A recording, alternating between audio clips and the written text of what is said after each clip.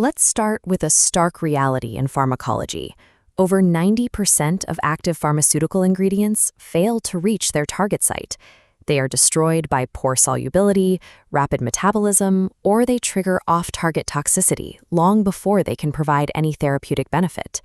The physiological solution to this is the engineered drug carrier. Instead of relying on the raw drug molecule to survive the journey, we place it inside a specialized substrate designed to physically shield the active ingredient during transit. Looking at this flowchart of the drug carrier process in the gastrointestinal tract, we can track how this works.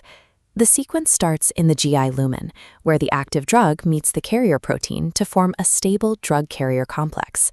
This complex safely moves through the harsh environment of the intestinal epithelial cell. Only after navigating that barrier does the carrier dissociate, releasing the free drug to enter the bloodstream intact. These systems are developed to achieve specific clinical outcomes.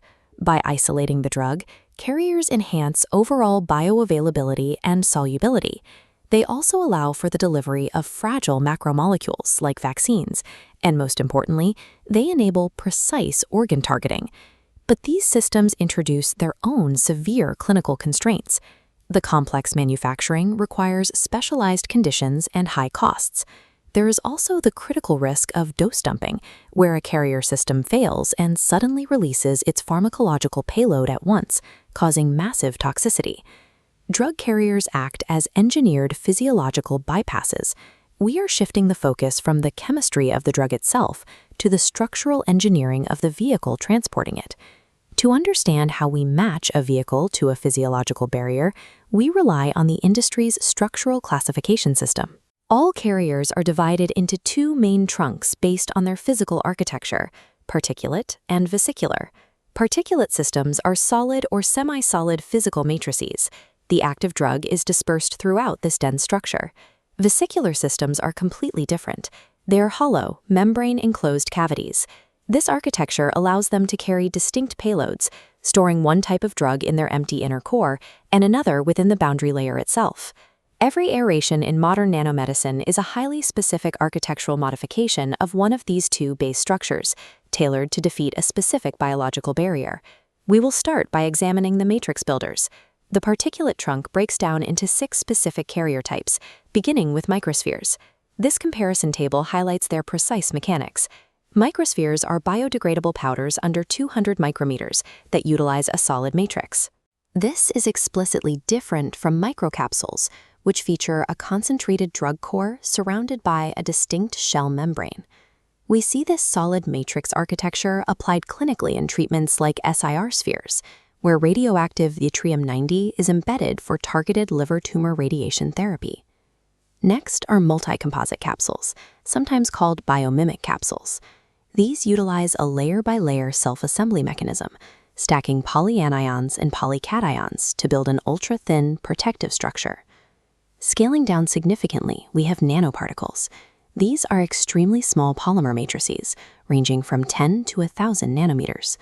Because of their tiny size, nanoparticles are easily targeted by the immune system. We solve this by adding a PEG coating. This creates a dense hydrophilic stealth shell. Macrophages simply fail to recognize it. By actively evading opsonization by the reticuloendothelial system, this PEG layer bypasses the body's natural clearance mechanisms, extending the nanoparticles' window of systemic circulation. The remaining particulate formats include Aquasomes, unique 3-layered structures with water-like properties, Liposomes, which we will analyze heavily in their vesicular form, and Lipid Emulsions.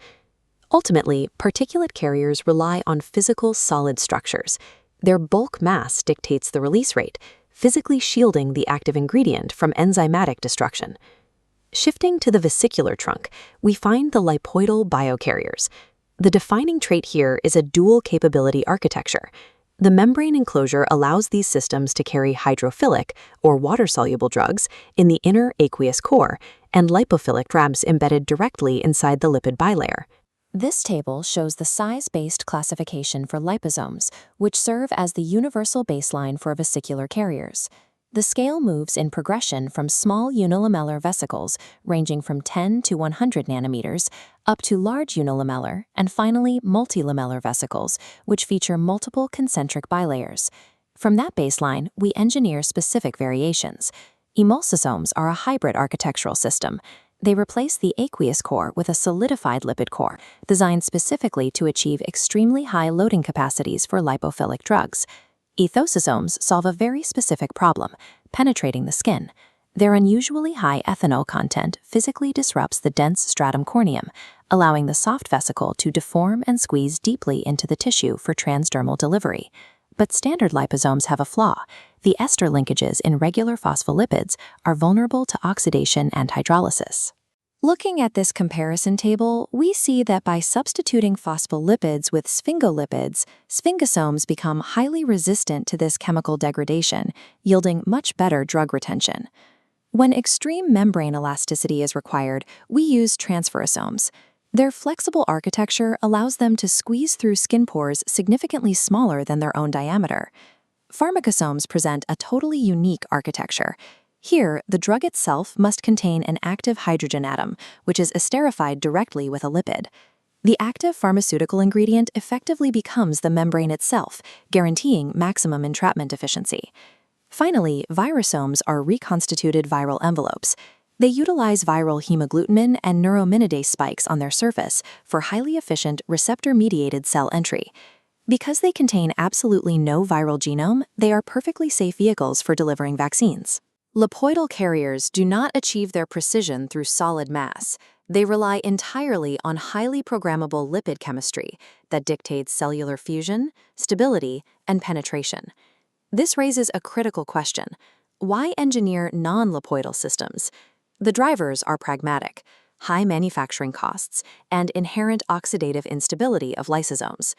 This comparison table introduces Niosomes, the non-lipoidal alternative. Using non-ionic surfactants, they achieve high chemical stability and lower cost. Bilosomes take this further. Incorporating bile salts ensures gastrointestinal stability for oral delivery and precise liver targeting. We also reintroduce aquasomes within this vesicular context. Their distinct three-layer architecture, a solid core, an oligomeric coating, and the immobilized drug, gives them unique biological protection, making them specific candidates for applications like red blood cell substitutes. Non-lipoidal systems prove a key engineering principle. The architectural geometry of a vesicle is more critical than its biological building blocks, enabling cheaper, more stable therapeutics. The overarching rule of nanomedicine is clear. Clinical success requires matching the specific physiological barrier directly to the carrier's architectural strength. You use an ethosome for the dense stratum corneum, a bile salt-stabilized bilosome for acidic GI tracts, and a PEG-coated nanoparticle to bypass macrophages. Understanding these exact definitions is critical, especially when classifying hybrids. For example, emulsosomes are structural hybrids, not pure emulsions. Conversely, total parenteral nutrition utilizes basic lipid emulsions as its vehicle, not liposomes. Furthermore, we must carefully differentiate pharmacosomes from basic prodrugs. While both involve chemical modification of the drug, pharmacosomes are intact, self-assembling vesicles. They do not simply rely on metabolic activation. They construct their own physical delivery architecture. This reference table connects the specific carrier class to the market drug. We see the liposomal architecture applied in doxorubicin injections, like Nudoxa for blood cancer, and the virosome structure successfully utilized in the hepatitis A vaccine, Apaxol. The efficacy of a modern drug is now as dependent on its architectural vehicle as it is on the active molecule itself. Without an engineered carrier to navigate the body's barriers, even the most potent drug remains clinically inaccessible.